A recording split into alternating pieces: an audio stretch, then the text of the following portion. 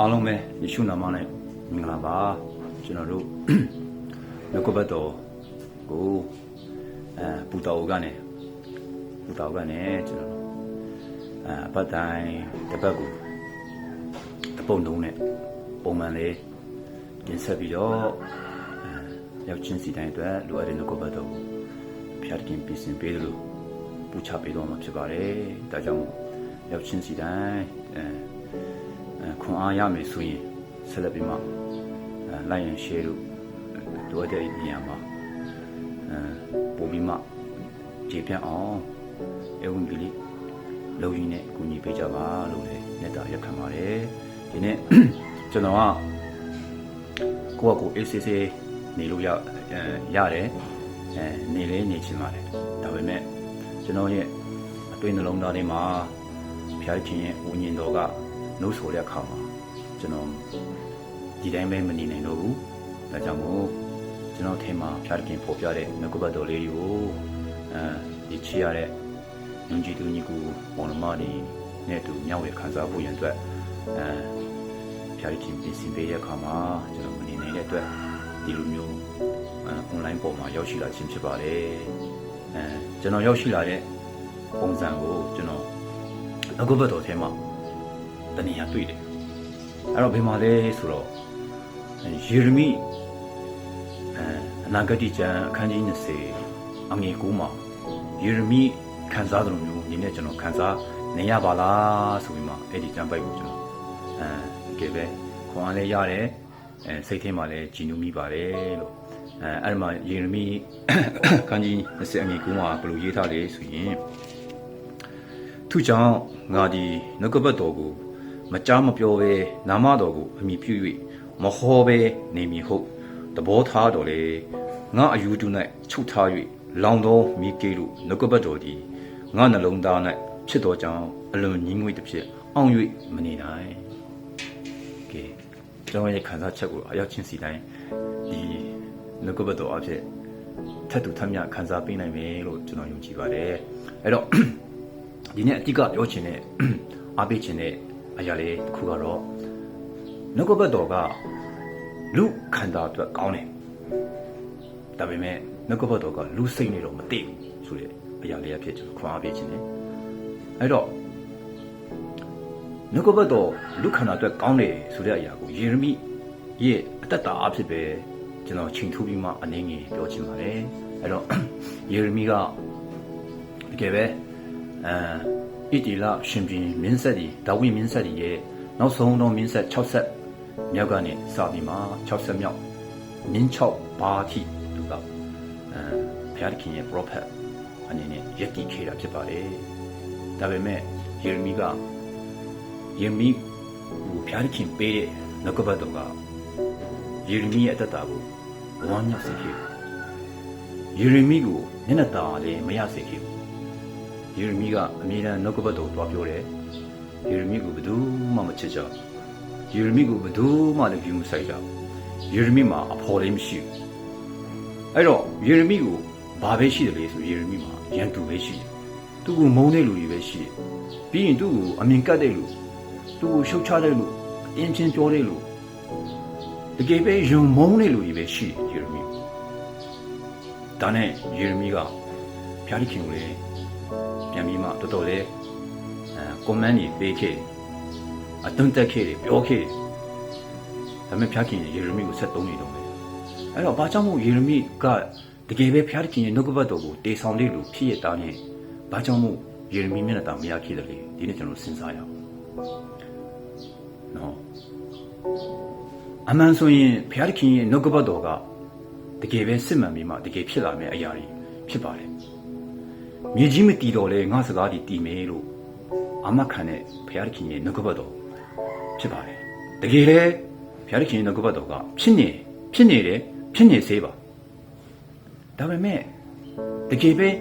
စစ်မှန်တဲ့နှုတ်ကပတ်တော်ကိုတေဆောင်နေတဲ့ prophet ယေရမိကြတော့ဘာဖြစ်လို့အယက်ခံရလဲဘာဖြစ်လို့မျက်နှာတောင်မရတာလဲဒီနေ့ကျွန်တော်အသက်တာမှာဆင်ခြင်ဖို့တကယ်အရေးကြီးတဲ့အရာဖြစ်ပါတယ်လို့ကျွန်တော်ခွန်အားပေးခြင်းနဲ့အဲ့တော့ယေရမိတေဆောင်လာတဲ့နှုတ်ကပတ်တော်တစ်ချက်ကြည့်မယ်ဆိုရင်ယေရမိတေဆောင်လာတဲ့နှုတ်ကပတ်တော်က လူစိတ်နဲ့မသိတဲ့နှုတ်ကပတ်တော်ဖြစ်ပါတယ်နော်အဲ့တော့မြင်းကြီး6ပါးစလုံးတပါးပြီးတပါးယေရမိကိုစေခိုင်းတဲ့အခါမှာယေရမိကမသွားချင်ခဲ့ဘူးမပြောချင်ခဲ့ဘူးဒါပေမဲ့ယေရမိရဲ့အတွင်းထဲမှာဘုရားခင်ရဲ့ဝိညာဉ်တော်ရဲ့လုံးဆော်လာတဲ့အခါမှာယေရမိကမသွားဘဲမနေနိုင်ဘူးမပြောဘဲမနေနိုင်ဘူးဒါကြောင့်ယေရမိကသူ့ကိုမုန်းနေရဲ့တန်းတန်းနဲ့သူသွားမယ်ဆိုရင်ဟိုလူဒီမကြိုက်ဘူးဆိုတာတည့်ရတဲ့နဲ့သူကသွားရတယ်ဒါကဒီနေ့ prophet ဘုရားခင်ရဲ့ prophet ရဲ့ခံစားချက်တွေဖြစ်ပါတယ်အဲ့နဲ့ဘာဖြစ်လို့ရှင်မင်းကြီးကသူတို့ကိုတိမ့်ပိုက်တော့မယ်အတိလရှင်ပြည်ကြီးအတိလပြည်ကြီးဆုံးရှုံးတော့မယ်နော်ဖြစ်စည်းတော့မယ်ဆိုတဲ့အရာယေရမိတော့ပြောပြတယ်ရှင်ပြည်သူမှမကြိုက်ဘူးမင်းတိုင်းသူပြည်သားမှမကြိုက်ဘူးနောက်ဆုံးပါသေးလေဆိုရင်မင်းတို့ကဘာဖြစ်လို့ရှင်ပြည်ကသူတို့ရဲ့ဂျေရုဆလင်မြို့ကိုဝိုင်းရံပြီးမှပိတ်ဆို့ထားတဲ့အခါမှာသူကဘုရားခင်ကိုပြောခဲ့တယ်လို့မင်းတို့ကဒီမှာနေမယ်ဆိုရင်အားလုံးတည်မယ်အဲ့တော့မင်းတို့ကဒီတိုင်းကြီးဒီကနဲ့ဂျေရုဆလင်မြို့ယူတဲ့ကနဲ့ထွက်ပြီးမှဂျေရုဆလင်မြို့တဲ့ကနဲ့ထွက်ပြီးမှဘာဘူးလို့ရှင်ပြည်စီမှာအညံ့ခံမယ်ဆိုရင်မင်းတို့အသက်ချမ်းသာရအောင်မယ်မင်းတို့ခံစားရမယ့်ဒုက္ခကပေါ့အောင်မယ်လို့တော်ပြောတဲ့အခါမှာသူ့ကိုတိုင်းပြည်လုံးမုန်းတယ်ဒါနဲ့သူ့ကိုအချုပ်ထဲမှာလောင်တယ်အမှန်ကတော့တကယ်သူပြောတဲ့အရာတွေကတကယ်ဖြစ်ခဲ့တာပါအဲ့ဒီအချိန်တော့မဖြစ်သေးတဲ့အခါမှာရှင်ပြည်ကလက်မခံခဲ့ဘူးသူ့ကိုကောင်းအောင်ပြောတဲ့သူ့ကိုနိုင်မယ်လို့ပြောတဲ့သူ့စိတ်နဲ့တွေ့တဲ့ prophet ကြီးရဲ့စကားပဲသူနားထောင်ချင်တယ်တကယ်တမ်းဖြစ်မဲ့ကိုခံတာမှာတကယ်ခံစားရမယ်ကျွန်တော်အသက်တာမှာတကယ်ခံစားရမယ်နှုတ်ကပတ်တော်ကိုကြတော့ကျွန်တော်တို့စိတ်နဲ့မတွေ့တဲ့အခါမှာကျွန်တော်တို့ကနှုတ်ကပတ်တော်အရန်ခါတယ်ကျွန်တော်တို့နော်အဲ့တော့နှုတ်ကပတ်တော်မှတိပေမဲ့အရန်ခါတဲ့အခါမှာလက်မခံနိုင်ဘူးအဲ့တော့ဘလို့ဖြစ်တယ်လဲဆိုရင်နှုတ်ကပတ်တော်ကရင်းနဲ့ကျွန်တော်တို့အသက်တာကိုခန္ဓာအတွက်အသက်ရှင်ဖို့ရအကြောင်းရင်းအရင်းမြစ်ဖြစ်တော့ကြောင့်နှုတ်ကပတ်တော်ကိုကျွန်တော်တို့ကခါပေမဲ့ကျွန်တော်တို့ကလက်ခံရမှာဖြစ်ပါတယ်အာမင်အဲ့တော့ကျွန်တော်တို့စိတ်ကနှုတ်ကပတ်တော်နဲ့မသိတဲ့အခါမှာကျွန်တော်တို့စိတ်အလိုလိုက်မယ်ဆိုရင်ကျွန်တော်တို့အတွေးခေါ်နဲ့ကျွန်တော်တို့သွားမယ်ဆိုရင်နှုတ်ကပတ်တော်ကိုပေခဲ့မယ်ဆိုရင်နှုတ်ကပတ်တော်ကိုကိုကြိုက်တဲ့အရာပဲယူပြီးမှကိုစိတ်နဲ့သိတဲ့နှုတ်ကပတ်တော်ကိုပဲကျွန်တော်တို့ခံယူမယ်ဆိုရင်ဒီနေ့ကျွန်တော်တို့ကယေရမိခေတ်တုန်းကဖြစ်စီခဲ့တဲ့ဒါဝိမင်းဆက်တွေနဲ့ကျွန်တော်တို့တွားတူမှာဖြစ်ပါတယ်နော်အဲ့တော့တခုပြန်ပြီးပြောမယ်ဆိုရင်ကျွန်တော်တို့စိတ်ကကိုခန္ဓာနဲ့မတည့်ဘူးနှုတ်ကပတ်တော်ကကိုခန္ဓာနဲ့တည့်တယ်နှုတ်ကပတ်တော်ကကျွန်တော်တို့စိတ်နဲ့မတည့်ဘူးနော်အဲ့တော့ကျွန်တော်တို့စိတ်ကကိုခန္ဓာနဲ့မတည့်ဘူးနှုတ်ကပတ်တော်နဲ့လည်းမတည့်ဘူးဒါကြောင့်မို့ကျွန်တော်တို့ရဲ့စိတ်နှလုံးကျွန်တော်တို့ရဲ့အကြံစီကျွန်တော်တို့ဖြစ်ချင်နေတဲ့အရာတွေကဘာပဲဖြစ်စေလေဆိုရင်နောက်ဆုံးကျွန်တော်တို့ကိုခန္ဓာကျွန်တော်တို့ဘဝကိုဖြစ်စည်းစေတဲ့အရာဖြစ်ပါတယ်ကျွန်တော်တို့စိတ်ကအရေးကြီးပါတယ်ဘဝမှာတာယာဖို့အရေးကြီးတယ်ဒါပေမဲ့တင်းရဲ့ဘဝကိုတာယာဖို့ရန်အတွက်တင်းစိတ်နှလုံးတင်းစိတ်အလိုအကျတင်ရွေးချယ်ပြီးမှအသက်ရှင်မယ်ဆိုရင်ဒီနေ့နှုတ်ကပတ်တော်ဒီကျမ်းစာကိုကျွန်တော်တို့အားလုံးသိတယ်မသိတော့မဟုတ်ဘူးသိတယ်ဒါပေမဲ့ကျွန်တော်တို့စိတ်ခံစားတဲ့အရာနဲ့ပဲကျွန်တော်တို့သွားနေတာနှုတ်ကပတ်တော်ကိုကျွန်တော်တို့လူချင်းတဲ့ကျမ်းပိုက်လောက်ပဲကျွန်တော်တို့ကခံယူတယ်ဘုရားသခင်လူချင်းနဲ့ဘုရားသခင်ပြောနေတဲ့အရာမင်းစွန့်ပြရမယ်နော်မင်း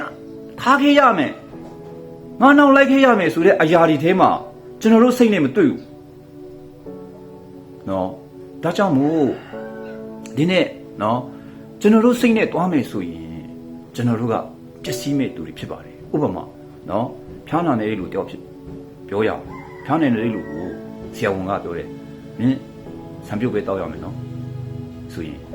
ဖျားနာတဲ့လူကဆံပြုတ်လုံးဝမတောက်ချင်ကျွန်တော်အပေါင်းဖြစ်ပါတယ်အဲ့ဒီတော့ကျွန်တော်တို့စိတ်နဲ့ကျွန်တော်တို့ခန္ဓာကတောင်းတဲ့အရာနဲ့ကျွန်တော်တို့တွားမယ်ဆိုရင်ကျွန်တော်တို့ခန္ဓာပျက်စီးဖို့ပဲဖြစ်တယ်နော်ဒါကြောင့်မို့ဒီနေ့ကျွန်တော်ခွန်အားပေးခြင်းနဲ့ နှုတ်ကပတ်တော်က